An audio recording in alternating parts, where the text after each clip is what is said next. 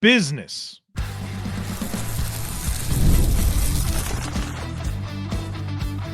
You are Locked On Bills, your daily Buffalo Bills podcast. Part of the Locked On Podcast Network, your team every day. What's up, Bills Mafia? It's Joe Marino, author of the Herd Mentality Substack, co-host of the Locked On NFL Scouting Podcast, co-host of the NFL First Read Podcast, and I'm your host of Locked On Bills. Want to thank you for making Locked On Bills your first listen every day, and a big welcome and shout out to our everydayers. You know who you are. Those of you who never miss a single episode, I appreciate y'all being here very, very much. I'd also like to invite you to subscribe or follow for free on YouTube or wherever you listen to podcasts. We're part of the Locked On Podcast Network, your team every day. Today's episode is brought to you by Game Time. Download the Game Time app, create an account, and use code LOCKEDONNFL for $20 off your first purchase. Well, folks, welcome in. We've got so much to cover today. I want to spend some time reflecting on my week with the Buffalo Bills. I spent last week in Rochester and Orchard Park watching Bills practices. I took in 5 practices, so I want to share my prevailing thought about what's happening at each position. Obviously, we got to talk about James Cook in business, and Sean McDermott also gave us quite the injury update on Sunday morning. So a lot to do here on this episode. Let me first say that while I am no longer in Buffalo, Rochester area, I am in the North Carolina mountains, spending a few days here with my family. So the background looks a little bit different, but we'll be home middle of the week and back to our normal studio and setup for, I guess, the season. So having some fun with the family here before everything kicks into high gear.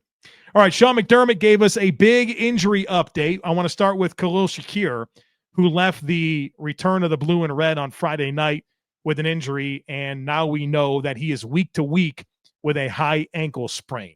Saw some reports out there that it could be a 4 to 5 week type deal.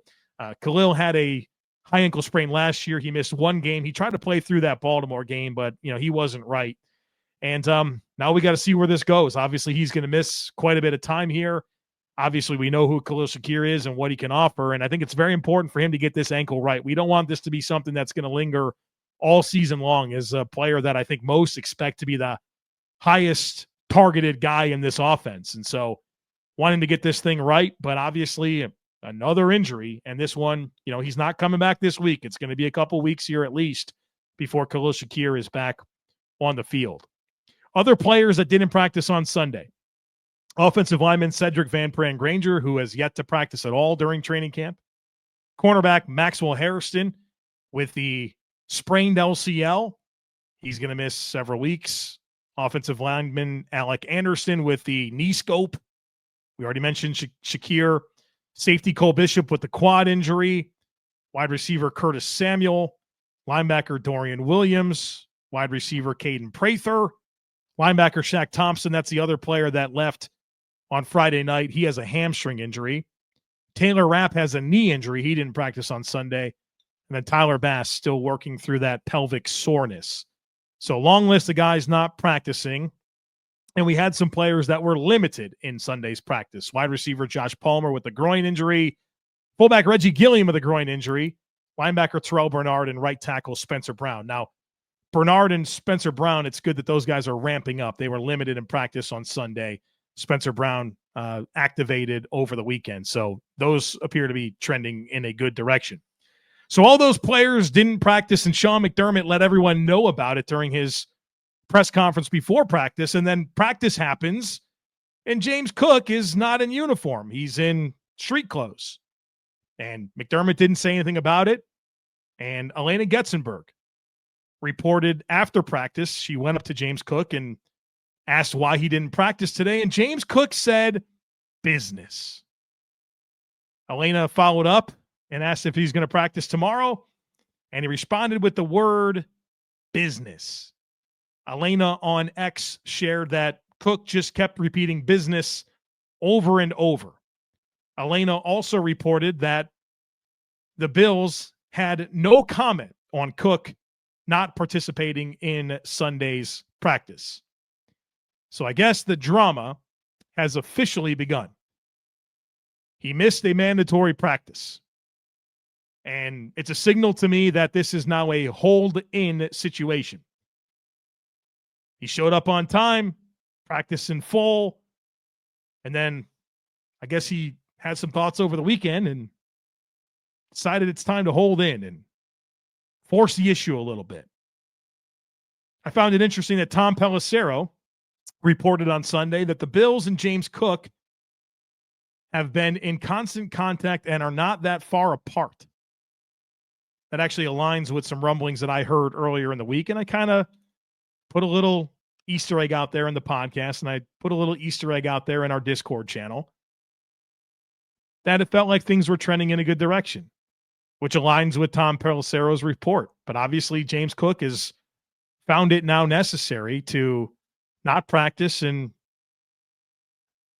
just say business as to the reason why he's not practicing. So it makes me very curious. What's the resolution here? Will James Cook practice and play short of a new deal? Is this going to turn into a Terry McLaurin, Micah Parsons situation where those guys have recently requested trades? Where does this go? But you know who's happy about this? HBO.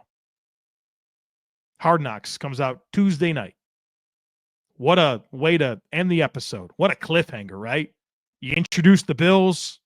You tell this story about Josh Allen and Sean McDermott and Brandon Beane and Deion Dawkins, and you introduce some of the guys you want to highlight throughout the coming weeks. James Cook's there to start. And then right here, right up against when they're going to publish this thing, the hold in. That's a weird thing to say. Hold in begins. Again, very curious to see what the resolution is here. The Bills have a lot of leverage in this situation. But I want Cook to be out there. He's going to be the guy that touches the football the most of any offensive skill player not named Josh Allen. I want him to be ready to go for the Baltimore Ravens in week 1. And obviously this is just not helpful.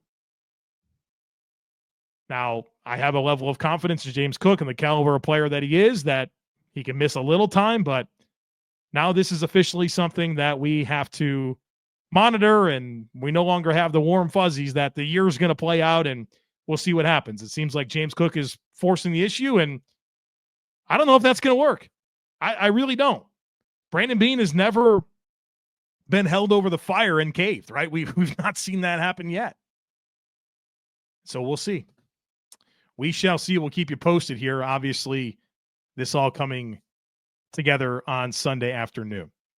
All right, folks, coming up next, my prevailing thought on every position from my week at Bills camp. We'll do that here next, folks. Be sure to stick with me. Time to fuel up and turn it up with 5-Hour Energy Transfusion. It brings the bold grape, ginger, and lime flavor of your favorite golf drink minus the alcohol into a quick, energizing shot. Whether you're sinking birdies or just making memories with friends, this one's a hole-in-one for your energy game. Let's be honest, some days on the course or off it, you just need that extra boost to stay sharp and energized. And golf is all about good times with good people and good flavors, of course. The grape, ginger, lime flavor gives you the best parts of your clubhouse go-to without chasing down the beverage cart. If you go to 5hourenergy.com today, that's the number 5hourenergy.com. You can use my promo code LOCKEDONGOLF to receive 20% off your order. This offer is only valid until September 30th on one order and cannot be used with other promotions. This code is not good on subscription orders. Whether you're meeting up with friends or trying to turn 18 holes into 36, get the energizing boost you need to power through. Order transfusion-flavored 5-Hour Energy shots today. All right, folks, welcome back. I spent last week at Bills camp, took in 5 practices. And I want to share with you my prevailing thought about each position. The thing that stands out most to me now that I've witnessed 5 practices and have had some time to think about what's going on. Now, obviously, injuries is such a big part of this overall equation that kind of gives you a cloudy view on intended reps and what groupings the Bills really want out there, because there's so many different positions where there's injuries and multiple injuries. When you look at the offensive line or wide receiver, linebacker, Obviously, some injuries at corner. There's been injuries, and it really kind of takes away from the opportunity to gain good understanding of what the Bills' intentions are. So let's do it, though. My prevailing thought about each position. We'll start with quarterback. Obviously, we have a legit battle between Mike White and Mitchell Trubisky for QB2. This is what I'll say about it. I think that Mike White was slightly better than Mitchell Trubisky. Pretty slim margin, but I think the offense moved better with Mike White at quarterback.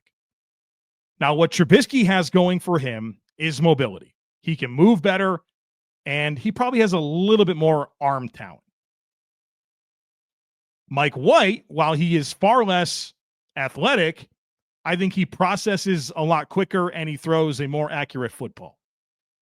So they both have limitations. There's no doubt about it. I think Mike White has been a little bit better. And I think the most important part in sorting out this battle is going to be the preseason games. How do they execute the offense in game situations during the preseason? And so there's a lot to pay attention to here. I think Mitch Trubisky's relationship with Josh Allen and his time in the system is going to give him a major upper hand. But if Mike White is flat out better, then there's a pretty big conversation to have. Maybe it's trending that way, but I want to see these preseason games play out. But I would say for me, Mike White looks like he has the upper hand based on my observations. I'm not predicting that. I could see a world where the Bills are going to roll with Trubisky. But if we're just being honest about which one ran the offense better, I think Mike White was a little bit ahead of Trubisky. At running back, the thing that I'm left thinking a ton about is the involvement of the running backs in the passing game.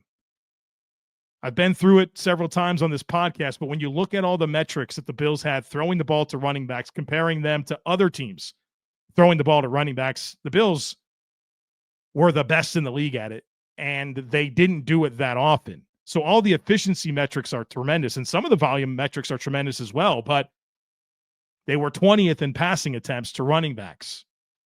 And one of the big stories of camp has been the new look Bills defense in terms of how it's a lot more aggressive with its pressure looks, sending 5- and 6-man pressures like crazy.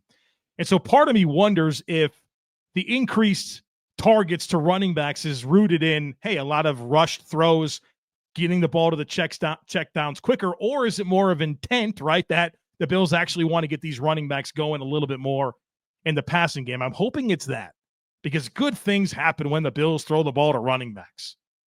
And Ty Johnson, James Cook, Ray Davis are all very capable receiving backs. And the Bills obviously have them running flat routes and checkdowns, but they're running rail routes and getting down the field and getting one-on-one with safeties and linebackers and creating vertical separation.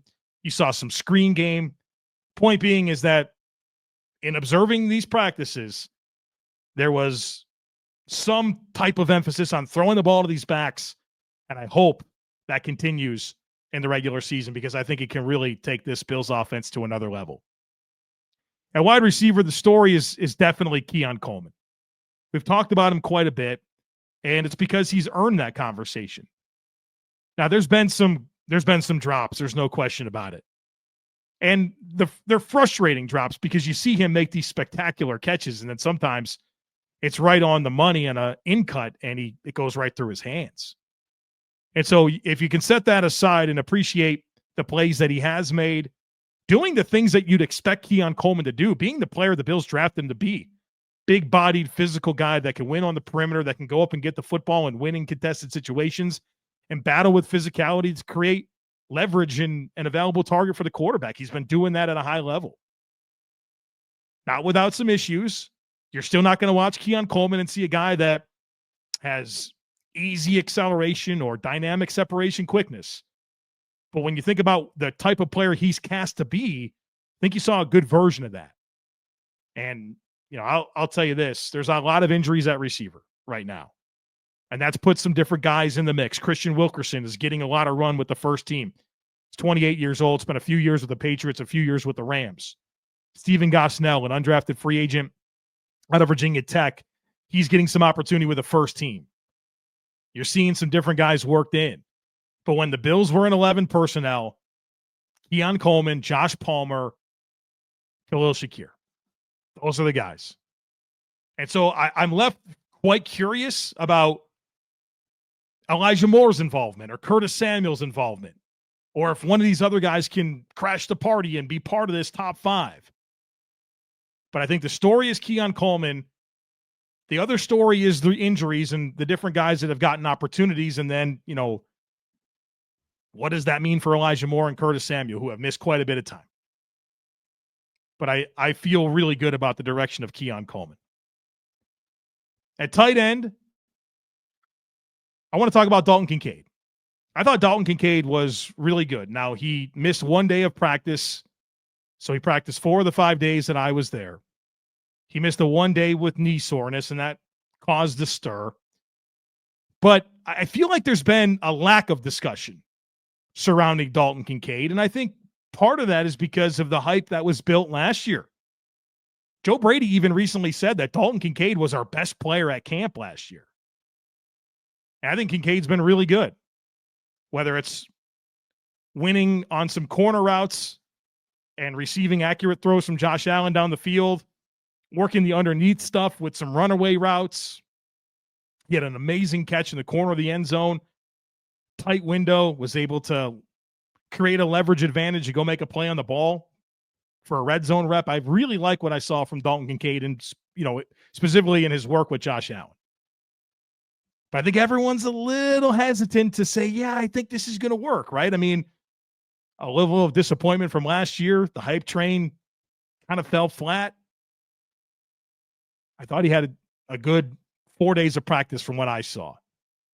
I also was really encouraged with Jackson Hawes. He is as advertised. The blocking is something that he clearly excels with, and you're seeing a baseline level of receiving skill. Now, there's some polish needed there. You see some drops. He's not a super dynamic route runner, but for this tight end 3 role, a blocking specialist, I think he's going to do just fine in that type of role for this Bills offense. Along the offensive line, the name here for me that really pops is Mike Edwards, second-year player out of Campbell. Dude's massive. I mean, he is huge. It's that planet Earth theory. There's only so many people in the world that are built like Mike Edwards. And the guy can really move his feet, which you don't expect for a guy that might be 360, 370 pounds. He's a big dude that can really move. And he spent last year on the practice squad, and you could see he's taken some steps and really kind of caught my eye, not only because he's a first off the bus type guy in terms of that body composition, but he's held his own in practice. And we talk about this pipeline of developing young offensive linemen, and unfortunately, Alec Anderson's hurt. Cedric Van Pran-Granger's hurt. So different guys are getting opportunities. Richard Garage is playing a lot of guard. Tylen Grable is playing a lot of tackle, and Ryan Vandemark, of course. But then you're seeing other guys getting more opportunities. Travis Clayton, the rugby player, getting reps at tackle with the second team. So with these injuries has created a lot of opportunity for other guys. And one of the players through that's really caught my eye is Mike Edwards. I'm very anxious to watch him in preseason games. I struggle to find his path to the roster, but he certainly has me very, very intrigued right now. All right, so that's the offense. Coming up next, defense and special teams. I know you guys are wondering what I thought of Brad Robbins, the Bills punter. We'll talk about that and a whole lot more here next. Folks, be sure to stick with me. Have you ever decided at the last minute to head to a ball game with family or friends? Maybe it's game day and you suddenly realize you want to be in the stands. That's exactly where Game Time comes in. It's the easiest way to grab last-minute tickets without the stress. With the money you're going to save on the tickets, you can splurge on food, drinks, merch, or even invite a bigger group to come with you. Game Time is going to make that all possible. Game Time makes buying tickets fast and simple. Prices on the app actually drop the closer you get to first pitch, and they've got incredible last-minute deals, clear seat views, and a lowest price guarantee that takes the worry out of buying. I love the seat views in the app. Before you buy, you're going to know exactly what your view is going to look like, plus no surprise fees. It's got all-in pricing, so the price you see is the price you're going to pay. So take the guesswork out of buying tickets with Game Time. Download the Game Time app, create an account, and use code LOCKEDONNFL for $20 off your first purchase. Terms apply. Again, create an account and redeem code LOCKEDONNFL for $20 off. Download the Game Time app today. Last-minute tickets, lowest price, guaranteed. All right, folks, welcome back. Let's talk defense and special teams, my prevailing thought after my week at Bills camp. At defensive end, this is one I was really eager to see what's going on there. And one thought that I think a lot of people have had is that an opportunity for the Bills to create some cap space is by trading away A.J. Epinesa. After watching camp, I don't think that's going to happen. I think A.J. Epinesa is going to be a snap merchant for this team. I think he's going to play a lot of early down snaps for this defense, and that's going to pave the way for Joey Bosa to play a lot of long and late snaps. They don't need Joey Bosa on there in 1st and 10. They don't need him out there on, 2nd and 7. So I think you're going to see a good amount of A.J. Epinesa. And I like what I saw from Landon Jackson. I really liked what I saw from Javon Solomon. Epinesa is that trusted player that can be a base end, set the edge against the run, take up those snaps to get those other guys on the field in higher leverage moments. So that's my big thought. I like a lot of these players, but I am not really thinking the Bills are poised to trade A.J. Epinesa. I think they're poised to play A.J. Epinesa a lot as a snap merchant. Someone's going to eat up a bunch of snaps and allow other guys to be on the field on those higher leverage downs. At D tackle, it's Ed Oliver. Ed Oliver was the best defensive lineman I saw on the field. Greg Rousseau was close, but Ed Oliver was terrific. A lot of one-on-one wins, and I talked about this a bit on the Friday episode after I recapped the blue and red. When this Bills defense leans into these 5-man fronts and everyone's one-on-one and Ed Oliver can just go athlete versus athlete, he's going to create a lot of problems for guards and centers. You saw that happen throughout the week. Getting off blocks, wreaking havoc, getting into the backfield, he looks really, really good. And I know that's not uncommon for Ed. He has his flashes, but I thought it was really sustained. And I think the style of defense that the Bills are hopefully leaning into can unlock a lot more playmaking for Ed Oliver. I think a lot about some of the way that the Rams play defense, way that they get Kobe Turner going. It reminds me some of that attack-oriented front. So we'll see. I think it'll probably be a hybrid of a lot of different things. There's a lot of good coaching in that defensive staff and a lot of different ideologies, and it can blend together to be really dynamic. But the point being, it's pressure-oriented, and that unlocks a lot of one-on-one chances for Ed Oliver, and he's eating up a lot of blocks and getting off a lot of blocks here so far. At linebacker, it's Matt Milano. Matt Milano has been terrific. I will say it. He looks like vintage Matt Milano. He processes so quick. He takes great angles, quick trigger, and he's flying around. He's showing that range, working out towards the sidelines, blitzing. The coverage, as you would anticipate it, is really strong. Matt Milano looks like Matt Milano. I thought Bobby Babich said it perfect when he had his most recent press conference. He was asked about Matt Milano. He said, Matt's great. Stay healthy. That's it. That's really it. This guy looks like he's going to have a big year if he can stay healthy.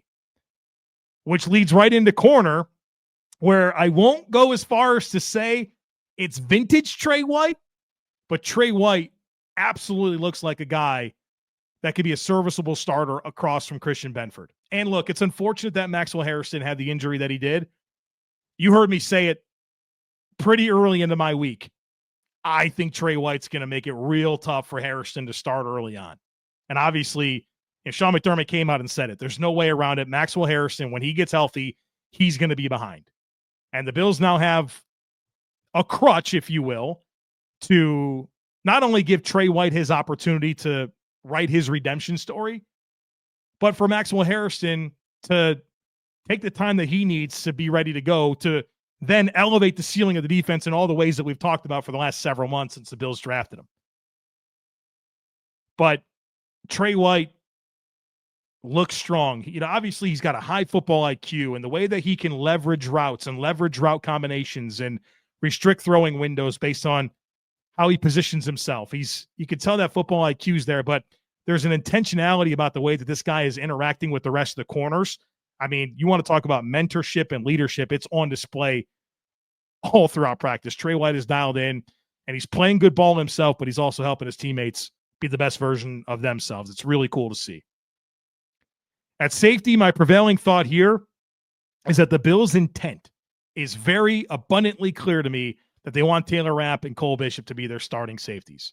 Now, the problem is Cole Bishop is slowly but surely earning an injury-prone label, and Taylor Rapp now has a knee injury. So I think Damar Hamlin's probably going to wind up starting some games this year, but I don't think it will be by choice. Now, after that, things appear pretty wide open. Derek Forrest is getting some run. He looks okay. I think you saw Wande Owens, the undrafted free agent, look okay. Jordan Hancock is bouncing around and looks okay. Cam Lewis bouncing around and looks okay. I'm curious now who's going to kind of claim that fourth spot, because I think the first three is in stone: Rapp, Bishop, Hamlin. And hopefully we get to see a ton of Rapp and a ton of Rapp and Bishop. But the injuries just don't seem to go away for Rapp and Bishop, and so I think you're going to see some Hamlin, but it won't be by choice. Then lastly, special teams. The punt returner, the kick returner thing is wide open. I'm very curious to see where that lands. But for all the talk about the punter stuff, I thought Brad Robbins had a really good week. I thought he punted well. He's very consistent, actually, at least in my exposures to him in the past week, of getting that spiral on the ball, getting it to turnover, getting good distance on the ball. He had a couple of flubbers, but for the most part, I thought he looked solid. I didn't look at him out there and think, my gosh, the Bills better get some competition in here for Brad Robbins. Now, obviously, the 2023 story with the Bengals was not a good one, but we've seen punters go somewhere, not be very good, and then go somewhere else, and then their career takes off. Corey Bojorquez is a good example of that. Wasn't good for the Bills, modest for the Packers. He's found a home with the Browns as one of the better punters in the league. And so I'm less concerned about this punter situation, which is funny because you kind of enter camp with it being a big concern. Then you get all these injuries, and it's like, yeah, that feels like the least of our problems right now. But he looks decent. So those are my prevailing thoughts at every position, folks. I want to kind of continue to share what I learned during my week around the Bills. And then obviously this James Cook stuff, the injury stuff, just continues to be a dominating conversation that we cannot avoid at training camp. So let's hope these guys get healthy and this list dwindles down, because, at this point, it's hard to know how concerned we should be about these individual situations, but it's absolutely annoying.